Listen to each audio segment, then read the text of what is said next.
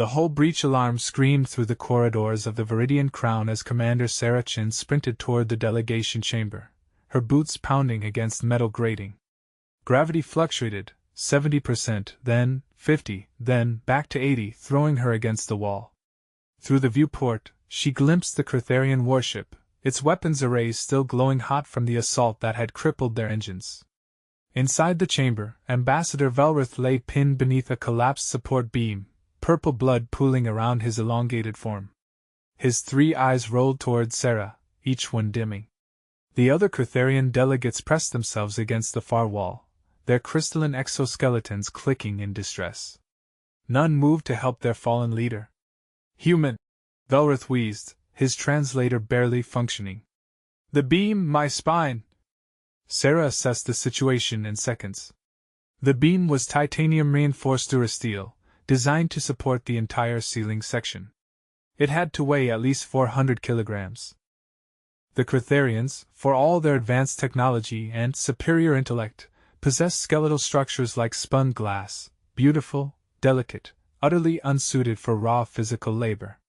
Their society had evolved past manual strength millennia ago. Your people, Sarah said, gesturing to the cowering delegates. Can they? They cannot. Velritha's middle eye closed. We are not built for this. Call your crew. Use your machines. There's no time. Sarah could see the readings on her wrist display. The structural damage was spreading. In 3 minutes, maybe 4, this entire section would decompress. And the gravity's failing. Equipment won't stabilize.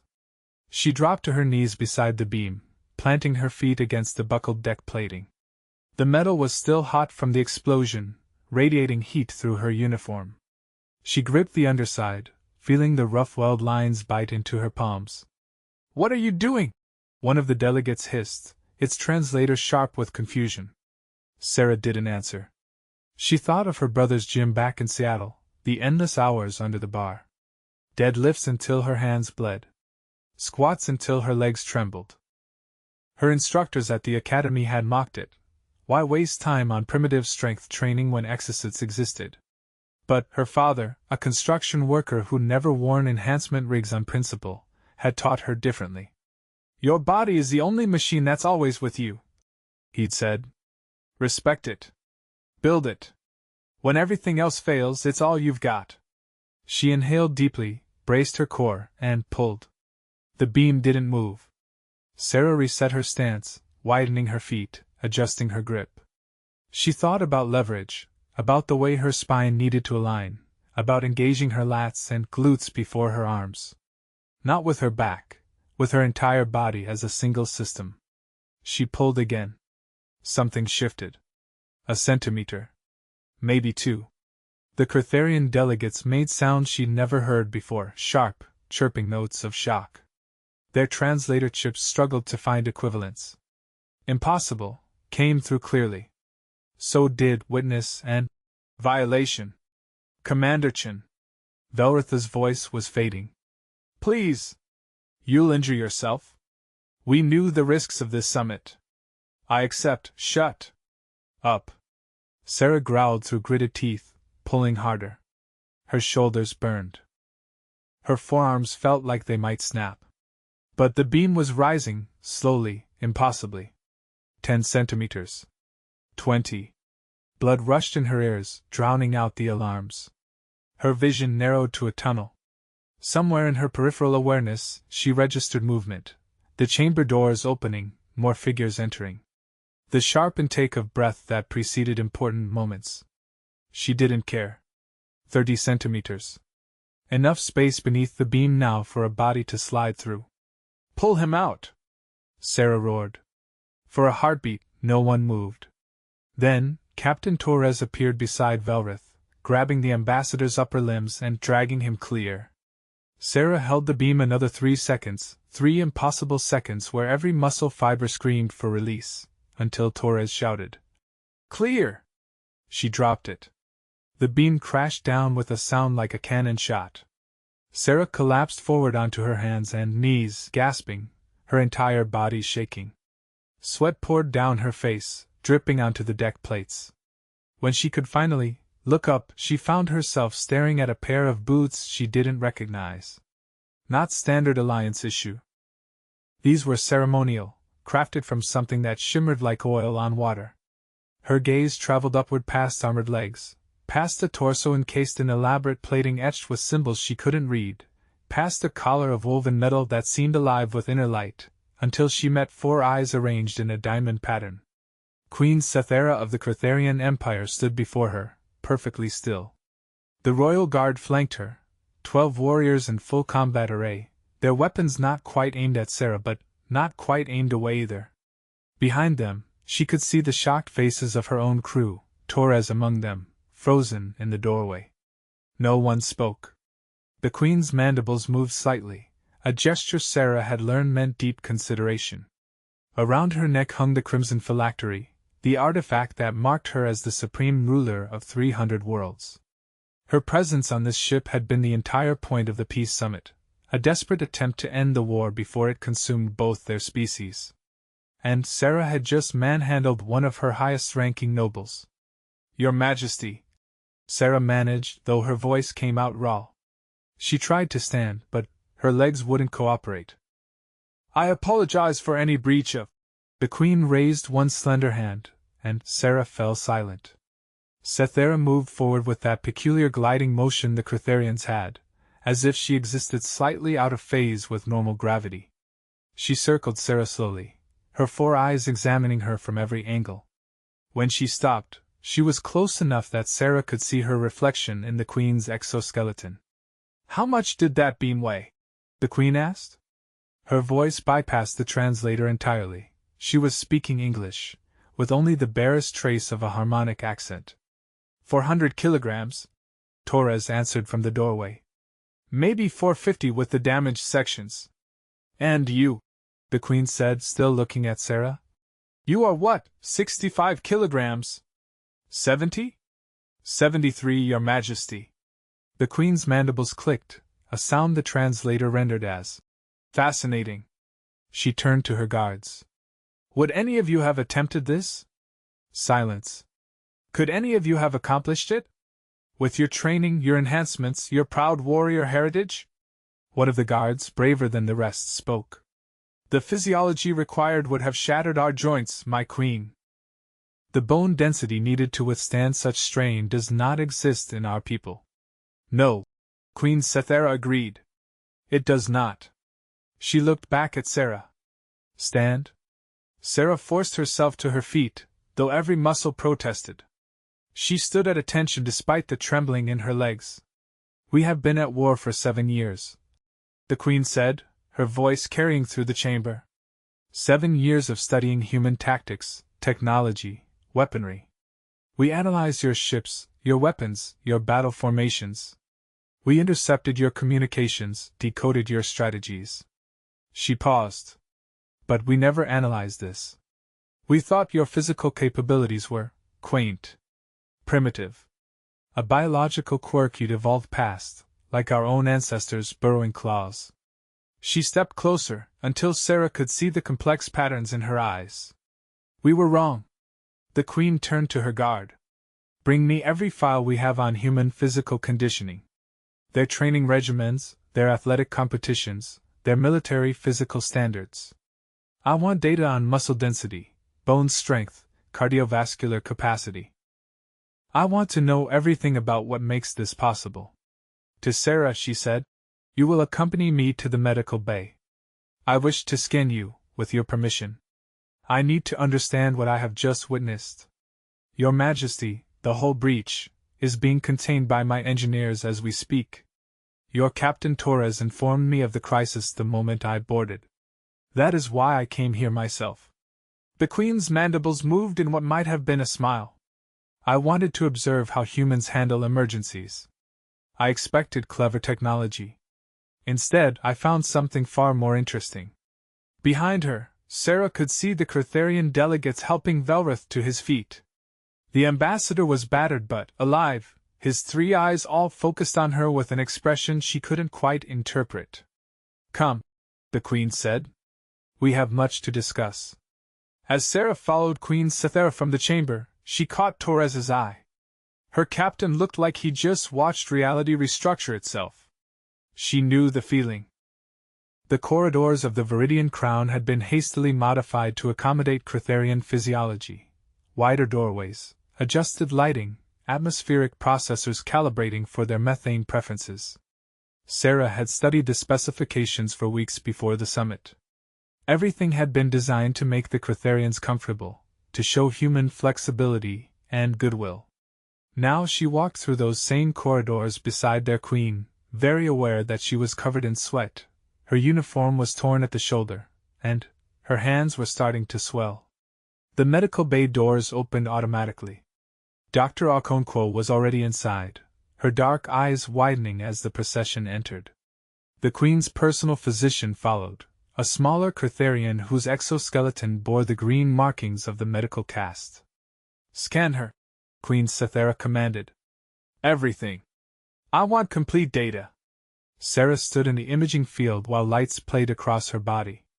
The Crytharian physician manipulated holographic controls, making small clicking sounds of surprise. "Bone density is..." He paused, recalculating. 37% higher than our projections for human baseline." "She trains," the Queen said.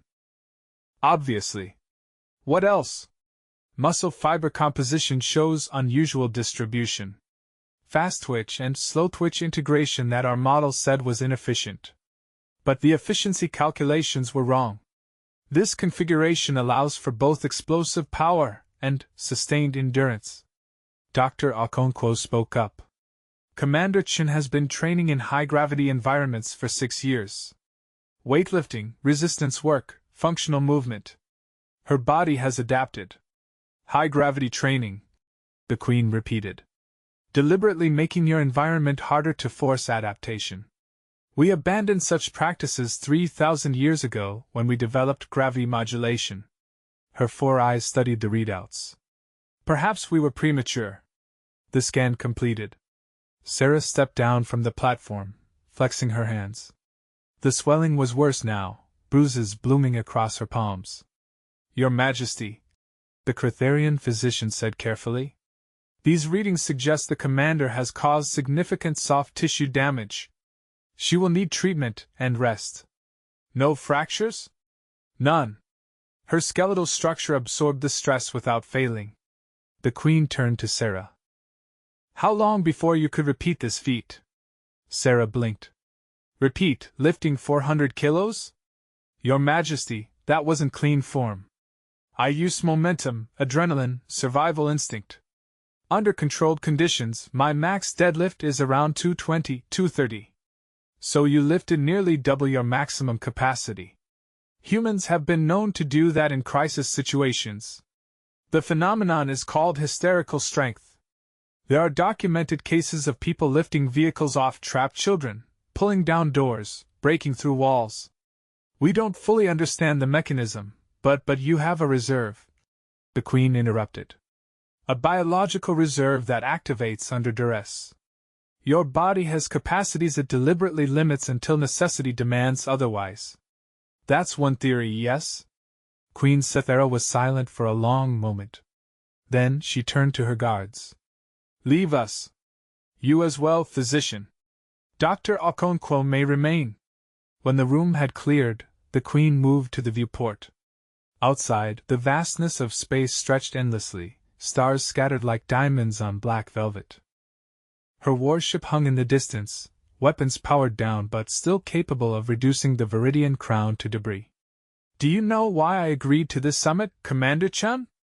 "No, Your Majesty." "Because we are losing the war." The Queen's voice was matter-of-fact. "Not in ships. Not in territory. Not in technology. But in attrition. In will. My people have fought for resources, for pride, for expansion. But you humans fight differently. You fight like the universe itself is trying to kill you and you've decided to take offense." She turned back to Sarah.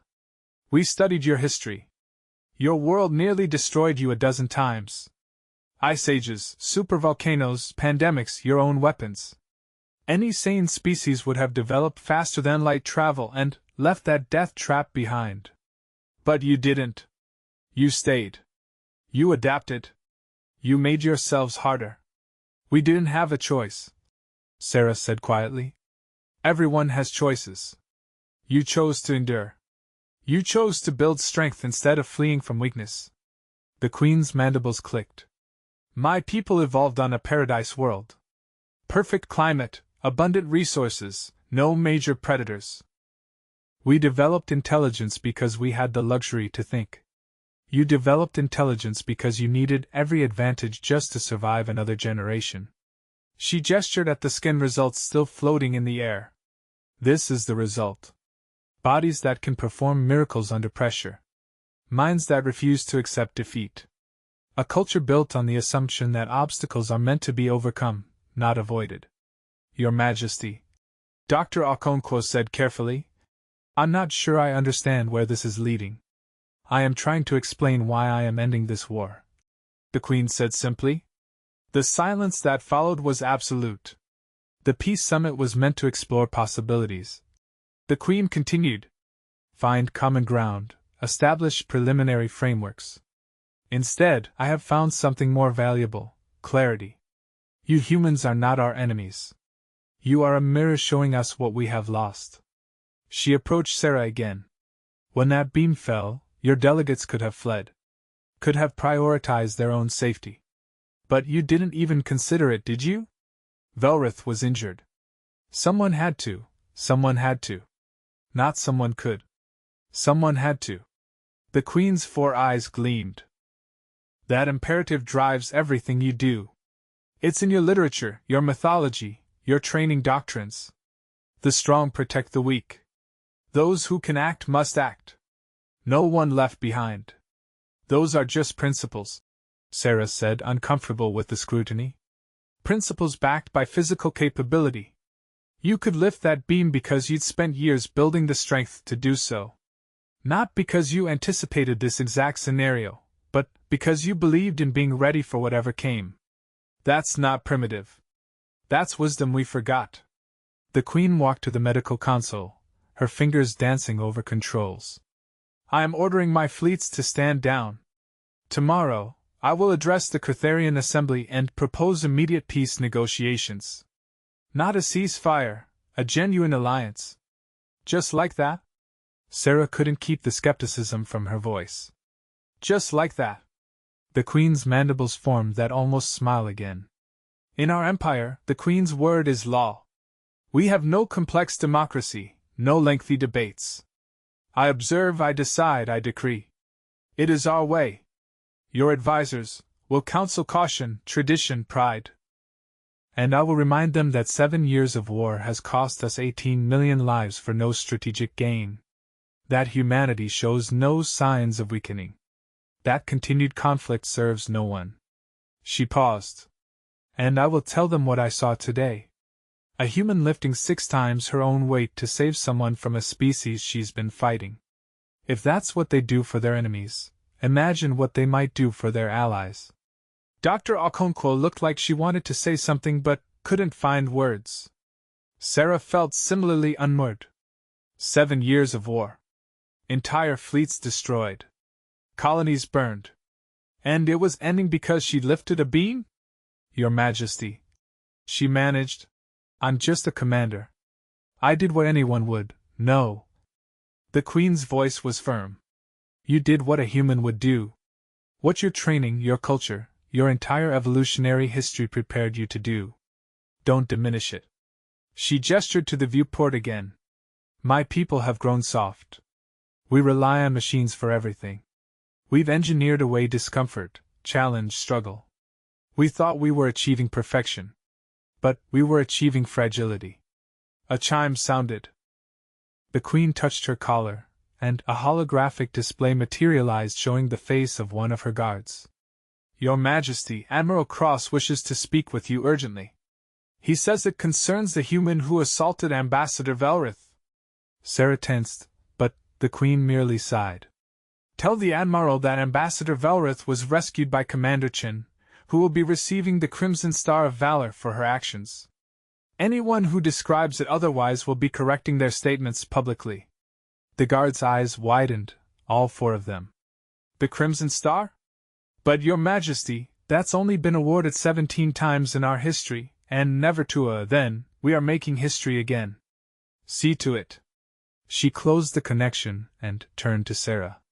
You'll need to be measured for the ceremony. Your Majesty, I don't need, it's not for you. It's for my people. They need to see what I value. They need to understand that strength comes in forms we've forgotten. The Queen moved toward the door, then paused. How many humans train as you do? Sarah glanced at Dr. Okonkwo, who shrugged. Significant percentage, Your Majesty. Military personnel are required to maintain physical standards. But millions of civilians train voluntarily. Athletics, fitness culture, sports, it's deeply embedded in our society. Millions, the Queen repeated softly. Millions of you, building yourselves stronger just because you can. Because you believe you should. She looked at Sarah one more time. I want to learn this. I want my people to learn this. Will you teach us? I'm not a trainer, Your Majesty. I'm a ship commander. You're a human who understands that the body is a tool that can be sharpened. That's exactly what I need. The Queen's mandibles clicked decisively. We will formalize the request through proper channels. For now, rest. Heal. You've already done more today than you realize. As the Queen left, her guards falling into formation around her, Dr. Okonkwo let out a long breath. Did that just happen? She asked. Sarah looked at her swollen hands, at the skin results still hovering in the air showing her bone density and muscle composition, at the viewport where the Cretharian warship hung against the stars with its weapons now fully powered down.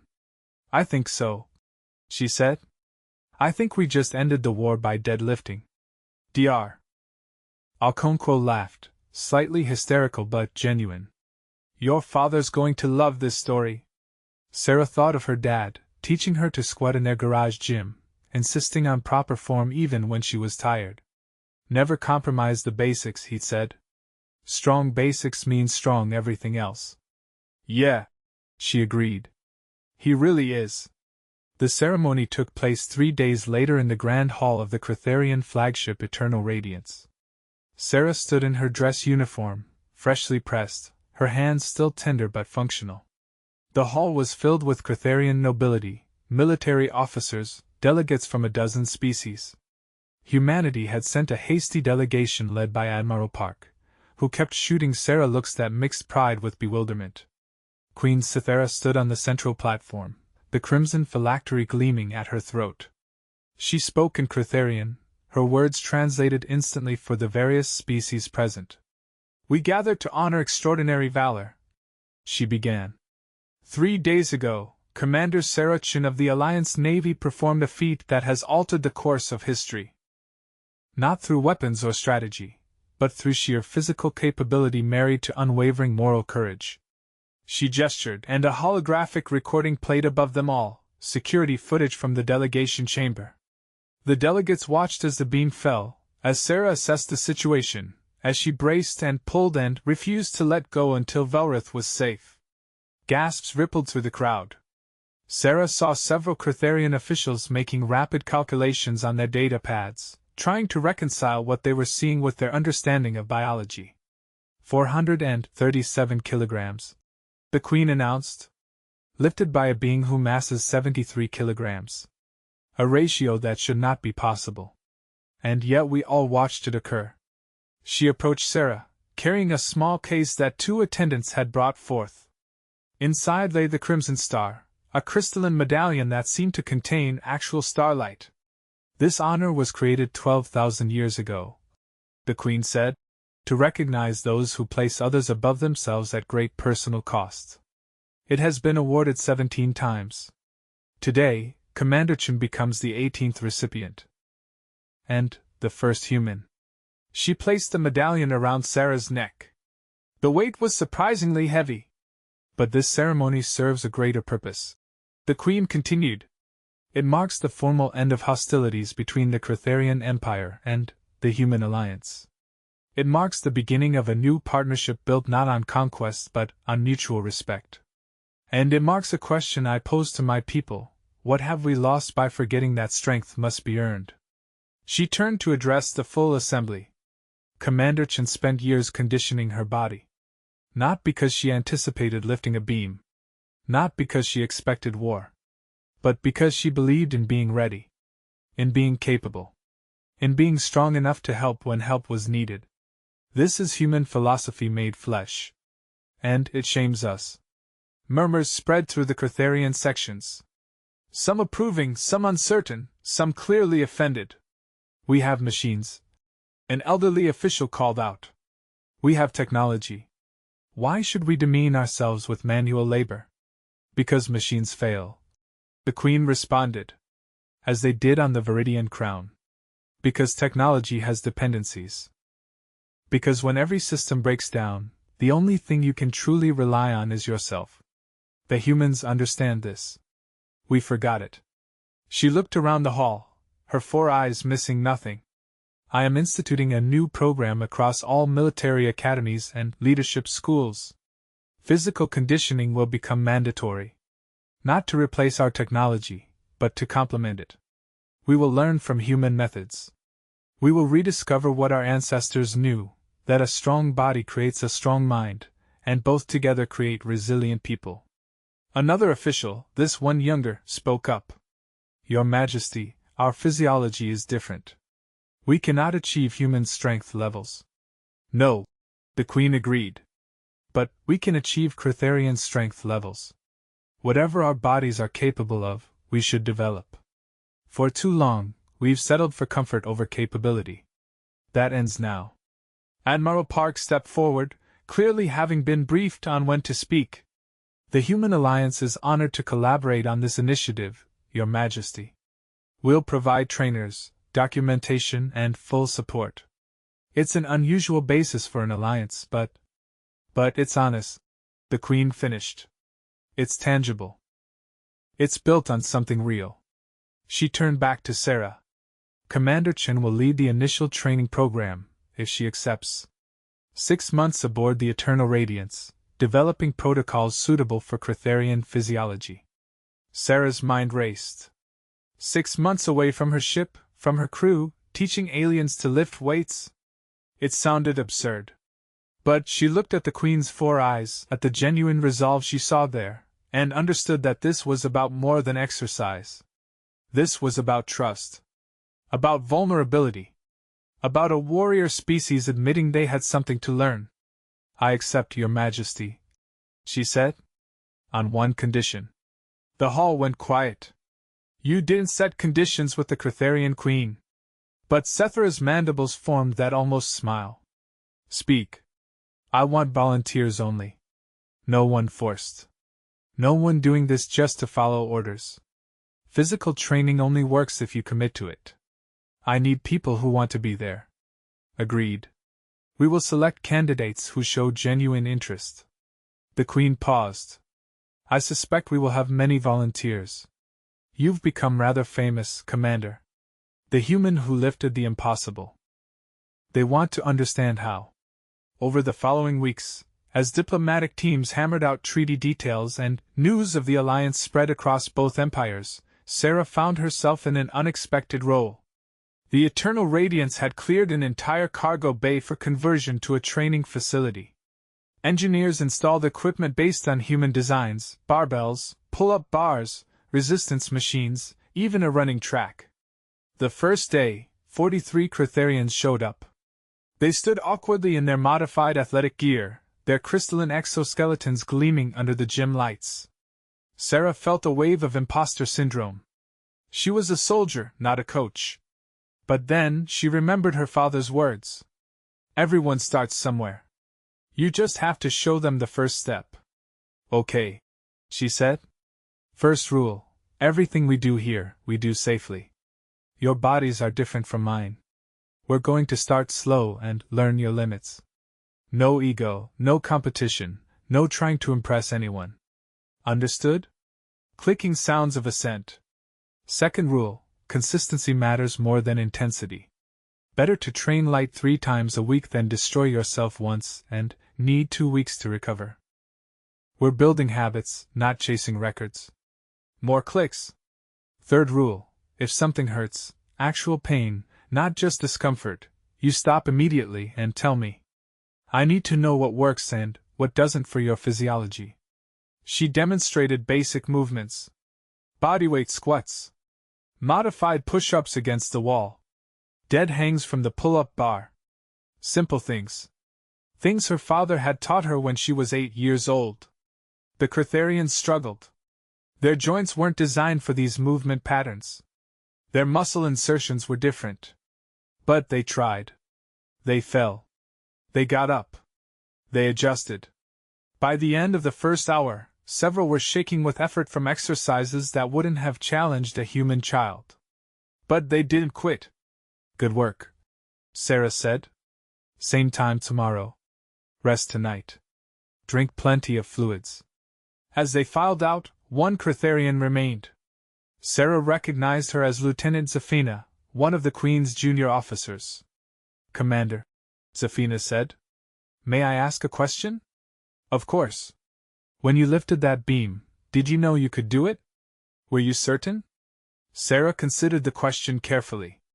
No. I wasn't certain. I thought I might be able to.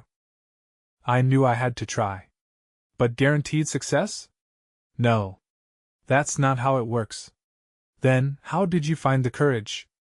It wasn't courage. Ambassador Velrith was dying. The calculation was simple: try and maybe succeed, or don't try and definitely fail. When you frame it that way, there's only one option. Zafina's 4 eyes studied her. You make it sound simple. The decision was simple. The execution was hard. That's usually how it goes. Sarah paused. Why do you ask? Because my people need to understand this. We've spent so long analyzing, optimizing, calculating probabilities. We've forgotten how to just try. To commit without certainty. To push past comfort into growth. Zafina flexed her upper limbs experimentally. These exercises hurt. But it's a good hurt. I'd forgotten what that feels like. Over the months that followed, word spread. More volunteers arrived. Some washed out. Physical training wasn't for everyone, regardless of species. But a core group remained, steadily growing stronger. They couldn't match human strength levels, but they developed capabilities they'd thought impossible. Cretharians carrying equipment unassisted. Climbing obstacles. Supporting their own weight. Small things. Revolutionary things. Sarah sent regular reports to Admiral Park, and received updates on the treaty negotiations. Every point of contention seemed to resolve more easily than expected. Trade agreements. Technology sharing. Joint military exercises. The Queen's commitment to alliance was absolute, and her government followed her lead. On the final day of the 6-month assignment, Queen Sethera visited the training facility. She watched the session in silence, Cretharians performing weighted carries, partner exercises, coordinated movements. Lieutenant Zafina had become Sarah's informal assistant, helping modify exercises and encourage newcomers. When the session ended, the Queen approached Sarah. Walk with me. They moved through the corridors of the Eternal Radiance, just the two of them. No guards, no attendants. A level of informality that would have been unthinkable 6 months ago. You've done more than train bodies, the Queen said finally. You've changed minds. My people see possibilities now. Limitations they accepted as permanent turned out to be malleable. They did the work, Sarah replied. I just showed them how. Exactly. You showed them. That's the essence of leadership, not commanding, but demonstrating. Not demanding compliance, but inspiring commitment. The Queen stopped at a viewport, gazing out at the stars. Do you know what my greatest fear was when I ended the war? No, Your Majesty. That my people would see it as weakness. That they'd believe I surrendered because we couldn't win. But you gave me a different narrative. I didn't end the war because we were losing. I ended it because I saw what we could become with humans as allies instead of enemies. Because I witnessed what's possible when strength is cultivated rather than engineered. She turned to face Sarah. The Crimson Star isn't the only honor I'm bestowing. You're being awarded full citizenship in the Cretharian Empire. You'll hold permanent ambassador status. And should you ever need anything within our borders, asylum, resources, intervention, you need only ask. Sarah felt the weight of those words. Your Majesty, I don't know what to say. Say you'll visit sometimes. Say you'll continue teaching us. Say that when humans think of Cretharians, they'll remember we learned humility. I can promise all of that. The Queen's mandibles formed a full smile this time, an expression Sarah had learned meant genuine happiness. Good. Because we have much more to learn. And I suspect you humans have much to teach. 6 months later, Sarah stood on the observation deck of the Viridian Crown, watching a joint training exercise between human and Cretharian forces. They moved together now, coordinated and confident. The cultural exchange had expanded beyond physical training into tactics, philosophy, art. 2 species learning from each other. Torres joined her at the viewport. Never thought I'd see the day. Humans and Cretharians running drills together. Neither did I, Sarah admitted. Still feels surreal sometimes. You started something big, Chin. The Alliance is already talking about expanding the training program to other species. Everyone wants to know the human secret to resilience. Sarah touched the Crimson Star at her throat. She wore it always now, a reminder of the day everything changed. There's no secret.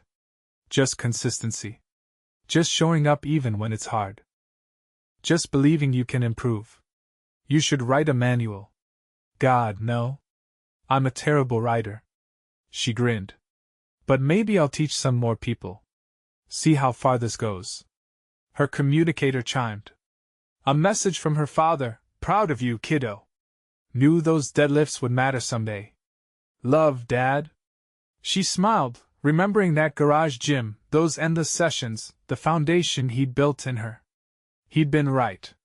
Your body is the only machine that's always with you. When everything else fails, it's all you've got.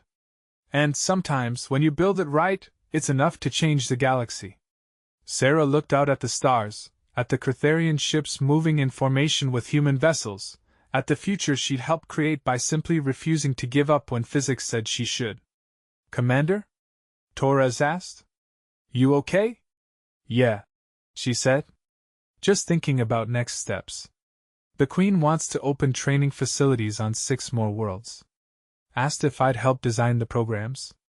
You going to do it? Sarah flexed her hands, fully healed now, stronger than before. Someone has to. Might as well be someone who knows what they're doing. Torres laughed. The galaxy's not ready for you. Probably not, Sarah agreed. But that's never stopped me before. She turned from the viewport, already mentally planning facility layouts, equipment needs, training protocols. There was work to do. There was always work to do. But for the first time in 7 years, it was work building something instead of destroying something. And that made all the difference. The Cretharian-Human Alliance would become legendary in the centuries that followed, a partnership built on mutual respect, shared purpose, and the unlikely foundation of physical culture. Historians would analyze it endlessly, searching for the key moment when everything changed. They'd miss it, mostly. They'd point to treaties and battles and diplomatic breakthroughs. They'd overlook a single commander in a failing corridor, choosing to try instead of to flee. But Sarah would always remember. The weight of the beam. The burning in her muscles. The moment when doing the impossible became the only acceptable option. And she'd remember Queen Sethra's 4 eyes, seeing not a primitive display of brute force, but a glimpse of what her people had lost and might regain. In the end, that's all it took. Someone strong enough to lift what needed lifting. Someone brave enough to try. Someone human enough to refuse to leave anyone behind. The galaxy was better for it. 2/2